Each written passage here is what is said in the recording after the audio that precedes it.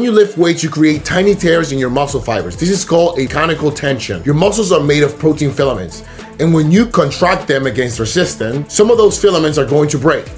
Now, your body sees these as damage, and your body's number one job is to repair the damage and adapt it so it doesn't happen again. So during recovery, when you're sleeping or resting or eating, your body rebuilds those muscle fibers, but here's the key. It rebuilds them slightly bigger and stronger than before. This process is called muscle protein synthesis, and it's the only way that you're going to build muscle. No supplements, no special exercises, no magic workout programs, muscle protein synthesis, that's it. But here's where most people screw up. They don't create enough mechanical tension to trigger the growth response. They do light weights or high reps thinking they're toning down, but toning doesn't exist. You either build muscle or you don't. They do exercises with perfect form and they never add weight, so their body never has a reason to adapt. They train inconsistently, once a week, whenever they feel motivated. But muscle protein synthesis only stays elevated for 24 to 48 hours after training. If you're not training each muscle group at least twice a week, you're leaving gains on the table. I figured this out by reading a study from the Journal of Strength and Conditioning Research, and they compared training frequency once per week versus twice per week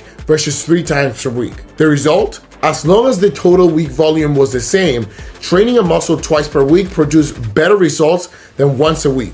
Not because of magic frequency, but because you're triggering muscle protein synthesis more often. So the first principle I applied was train each muscle group at least twice per week with enough weight to create real mechanical tension. Now here's the second thing I had to figure out. Why was I eating 4,000 calories a day instead of 100 pounds? And I wasn't lying about my calorie intake. I was genuinely eating a massive amount of food. Rice, chicken, beans, protein shakes, everything Dominican, but I stayed skinny. Here's what I learned from studying metabolism. Your body doesn't just burn calories during exercise. It burns them through something called NEAT, non-exercise activity thermogenesis.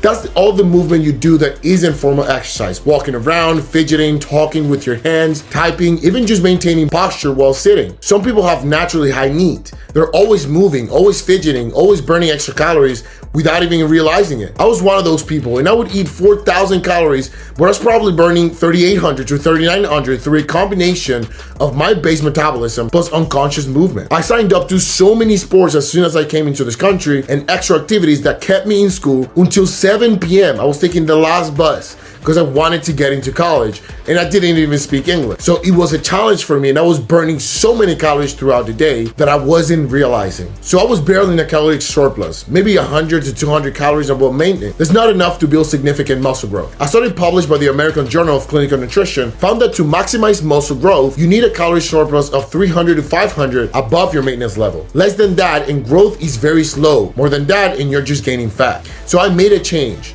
I started tracking my calories religiously. Every single thing I ate went into an app, and I made sure I was hitting a true 500 caloric surplus every single day. But here's the other part most people miss. Protein. Your body needs amino acids, the building blocks of protein, to repair and build muscle tissue. If you don't eat enough protein, you literally can't build muscle. You don't have enough raw material. Research shows that you need around 0.8 to 1 gram of protein per pound of body weight to maximize muscle protein synthesis. When I weighed 100 pounds, that meant I needed 80 to 100 grams of protein daily. When I got to 180, I needed 144 to 180 grams. Most people don't even come close to that. They eat a bowl of cereal for breakfast, 5 grams of protein, maybe a sandwich for lunch, maybe 15 grams, pasta for dinner, another 10 grams. They're getting 30 to 40 grams of protein a day and wondering why they're not building muscle, and I was one of them. I structured my nutrition like this: 4 meals a day, each meal have 40 to 50 grams of protein. Chicken, eggs, Greek yogurt, lean beef, protein shakes. If I needed to hit my target, I was eating it. That's the second principle. Eating a 300 to 500 caloric surplus with a 0.8 to 1 gram of protein per pound